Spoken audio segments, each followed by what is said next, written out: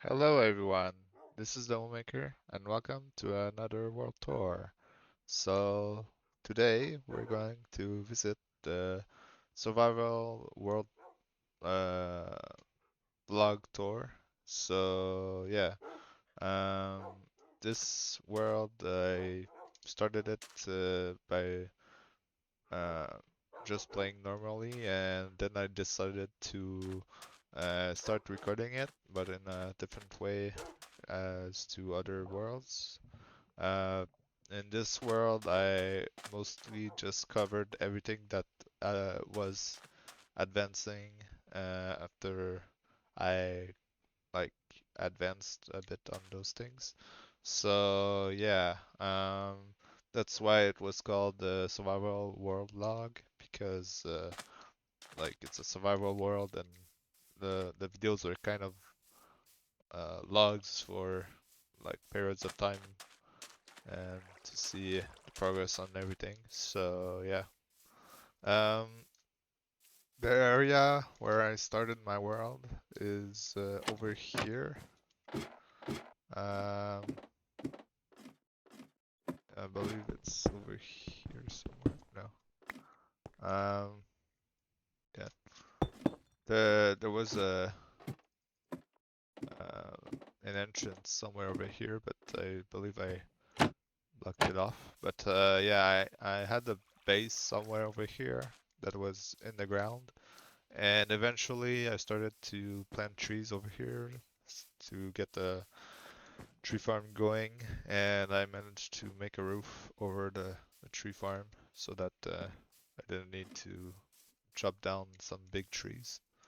After that, I started working on this cactus farm, and this cactus farm isn't that used because I don't really use the color green that much in this world, but well, there is that creeper spawner over here that I made that doesn't doesn't really spawn creepers because it spawns any mob because I changed the design so that more mobs could spawn because like initially it was a mob farm for creepers, but I needed cats for that, and I believe I placed them in the wrong places, so the creepers weren't spawning. But then I decided to like redesign it, and now it just spawns any type of mob and kills them by falling. Yeah.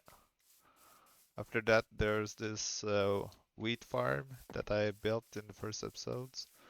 Um, and it's kind of massive for for what was done uh, until this point. So yeah, it's not as big as in other worlds I had, but it's still enough to get the whole stack of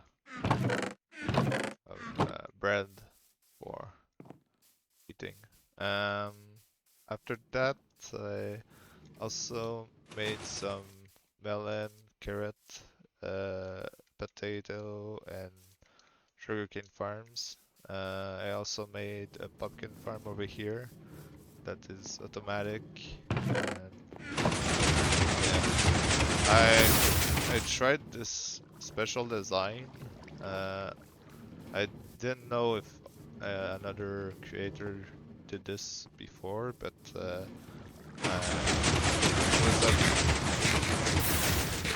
it was a big period of experimentation when I did this. So I I created this redstone circuit with the minecart and stuff. Like, get pumpkins and yeah. Um, yeah, that's pretty much it for that pumpkin farm. As I said before, there's this melon and carrot and potato farm that I started early on. After that, there's this cow farm.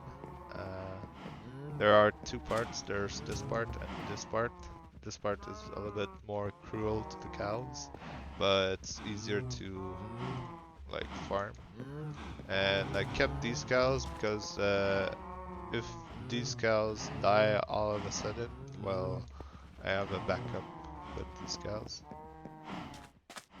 The sugarcane farm is over here. It's a basic design that was starting to being implemented in first snapshots in like the versions I played on this world. So yeah, it's a basic sugarcane farm. Um, then I have these cocoa beans for cocoa beans. So yeah. I managed to find the jungle sometime, and I put the wood here so that I could collect the cocoa beans. I also managed to get a big army of wolves at some point, and eventually I made them all settle down in this area because there's less stuff. Over here there used to be a honey a bee nest, but it got collected somehow and I never placed it back. There's these berry bushes. Yeah. Then there's the Nether portal with zombie pigmen uh, design on top of it because zombie pigmen's textures were being changed at that time, and I want to commemorate it by creating this kind of statue. Um, then there's these chickens that I collected in first times in this world, but there are so many that at some point I had to kill so many to reduce the lag spikes I was having. After that, I have the enchanting station over here that is protected because I know that if I get enchanting and a mob comes in, it wouldn't be good. I also made this, I redesigned this mountain so that I can climb it up and see the view from there. I also planned out to use it for elytras because it's a big dropping point. So with an elytra, it's easier to like start flying just by like going down, and then you use rockets to pull up. Um, yeah, so you can see pretty much everything from here. And I also like designing this little paradise area and kind of an oasis. Yeah. This is pretty much the world where I've advanced the most in. Uh, in most other worlds, I usually ended the I stopped playing on them when I stopped making episodes, but this one I got a lot further, and even when I stopped making videos on it, I still played a bit on it. Uh, there's this bamboo farm too. I got that from the same jungle as the one for cocoa beans. Then we have the main base over here. That's I created this later in the episodes. Um,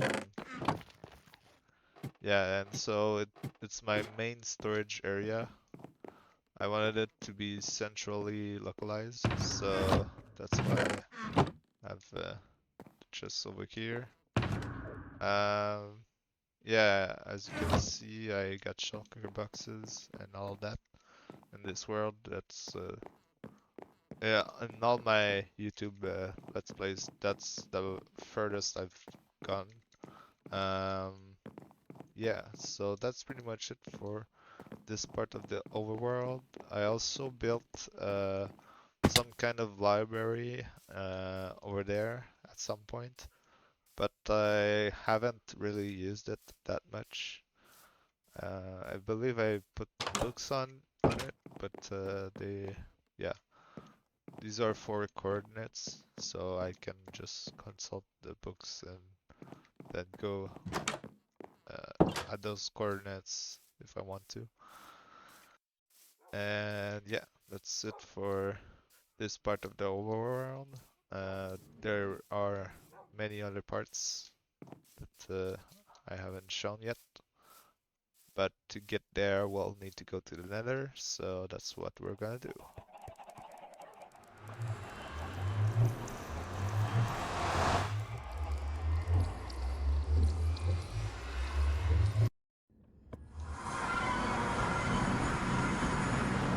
Okay, so welcome to the Nether Hub. So this is the biggest like project I've done in the Nether so far. I dug this out, this huge area around the portal, so that I can feel safe going through this area. But like it doesn't serve much of a purpose because there's nothing really like there aren't any other players and like then there's portals like this one that are right at the edge of it. So yeah. So let's go to the zombie spawner.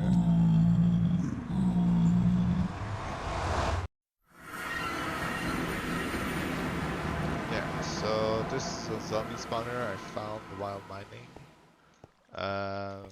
So basically how it works is there's a zombie spawner right next to this place, and the water pushes the zombie up and then back down over here, and this is where I kill zombies.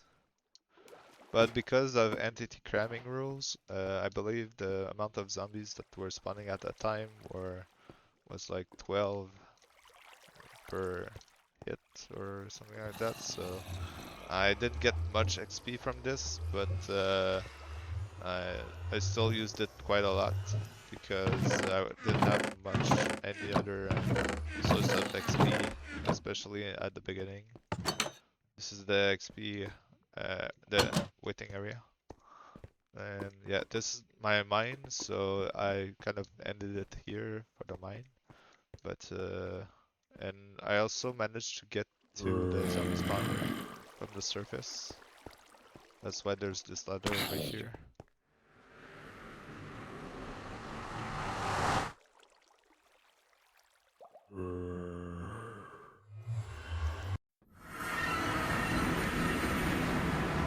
Okay, so we're back in the nether, so um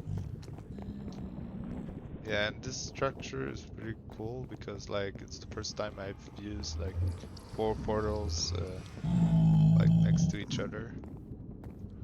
Um I'm not sure where to go first. I guess I can try to go here. Yeah, this is the Mesa. I'm not sure it's that interesting, but yeah. So I put a lot of ice over here because otherwise it would take a lot longer to get there. Yeah, so we made it to the portal. So we're in the Mesa.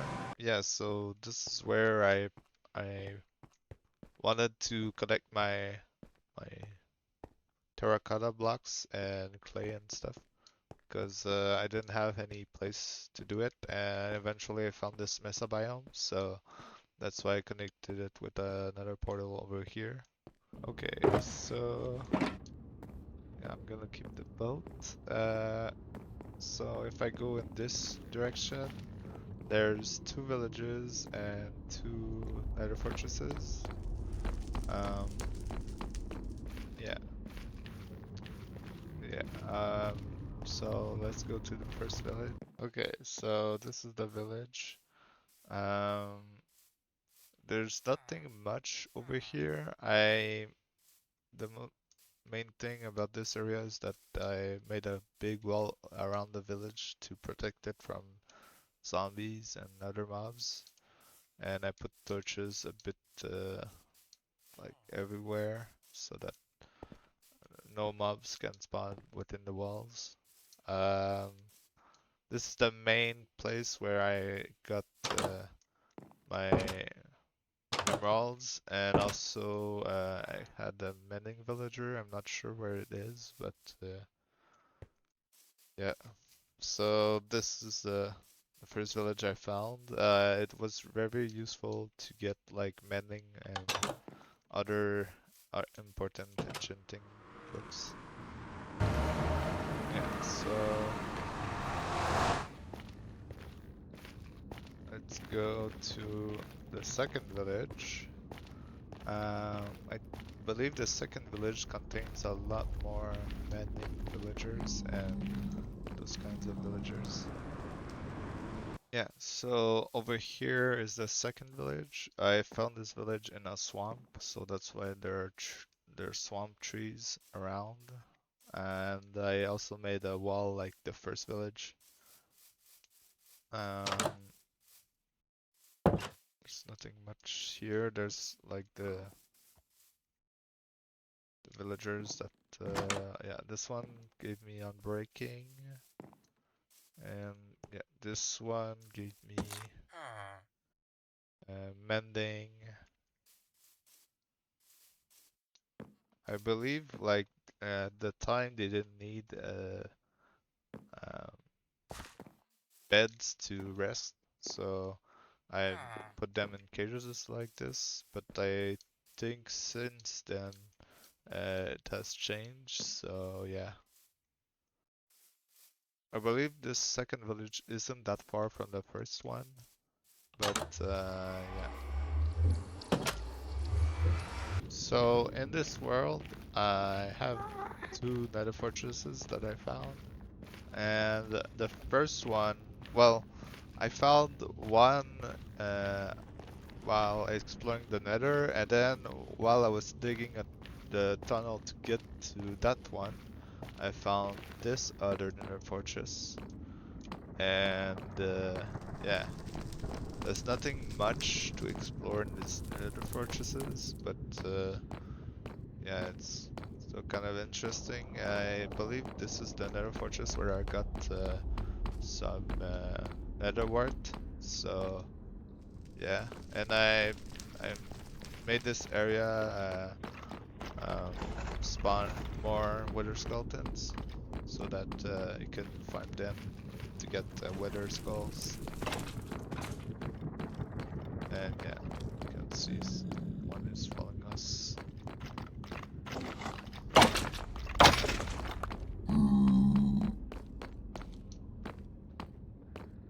So yeah, that's it for this nether fortress. There isn't much else at that nether fortress, but I know that the one that's further along has more stuff.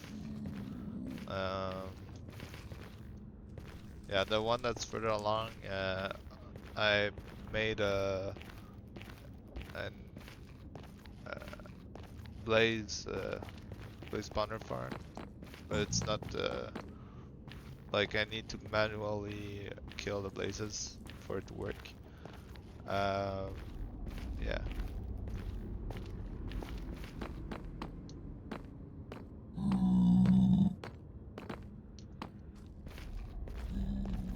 Yeah, so if I go here, you'll see that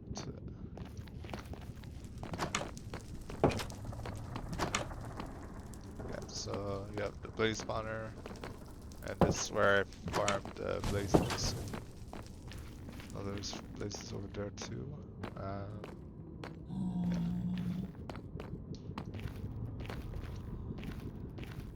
I made this so that like I can go directly to the place spawner. So yeah, that's it for the nether fortresses and the villagers. Okay, so we're back in at the nether hub, and now we can go see the snow biome and the end portal. I'm gonna go to the snow biome first, and then we'll go to the end portal. Oh yeah, and I also found this nether fortress while digging at this tunnel to get to the snow biome, which is kind of interesting. So I actually found like 3 nether fortresses in this world. Okay, so this is the portal to the snow biome. Okay, so this is the snow biome, and there's nothing much here, but yeah, I needed snow for some kind of building, and I don't remember which one, but yeah, it's I found it. I found this snow biome and made the portal to it. So yeah.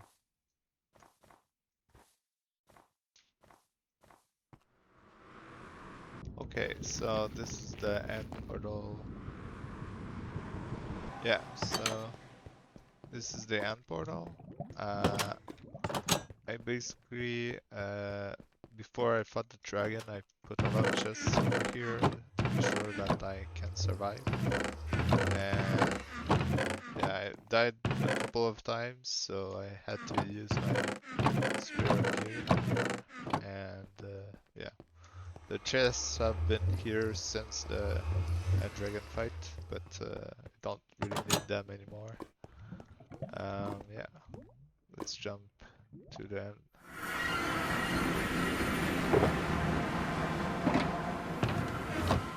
I should have picked that up. Okay, so we're here. That's the spawn area for when we arrive from the end portal. Yeah. Then over here, there's a map of and the structure in the middle for the end portal to go back. Um, I'm not sure it's a good idea to do this because when the dragon respawns, if I ever decide to, he will probably destroy this. But yeah. So there's this part that doesn't lead to much, but yeah, we can explore it anyway.